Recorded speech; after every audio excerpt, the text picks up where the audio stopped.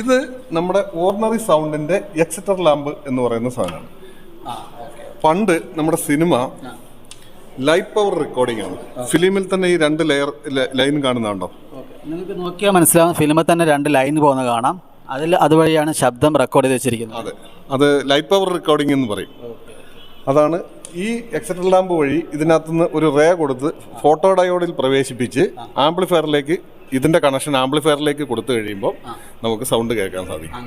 അങ്ങനെയാണ് വരുന്നത്. അത് സാധാരണ സൗണ്ട്. DTSന്റെ ഇതിന്റെ അകത്തു നിന്നാണ് പുറപ്പെടുന്നത്. ഇതാണ് DTSന്റെ ഇതാണ് DTSന്റെ ടൈം കോഡർ റീഡർ. ഇതിന്റെ അകത്തുനിന്ന് നേരെ നമ്മൾ ആംപ്ലിഫയറിലേക്ക് കൊടുത്ത് അതിന് സെപ്പറേറ്റ് ഒരു CDU ഉണ്ട്. ആ ഡിസ്ക് വഴിയാണ് DTSന്റെ സൗണ്ട്. അത് സൗണ്ടും ഈ ഫിലിമിനകത്ത് അതിൻ്റെ ഒരു ലൈൻ ഉണ്ടാവും, ടൈം കോഡ് മാത്രം. കോഡ് മാത്രം. അതിൻ്റെ റീഡറാണിത്. അത് നേരെ ആംപ്ലിഫയറിലേക്ക് പോവുകയാണ്. അവിടെ ഡിസ്ക് ഉപയോഗിച്ചിട്ടാണ് DTS വർക്ക് ചെയ്യുക. അതെ.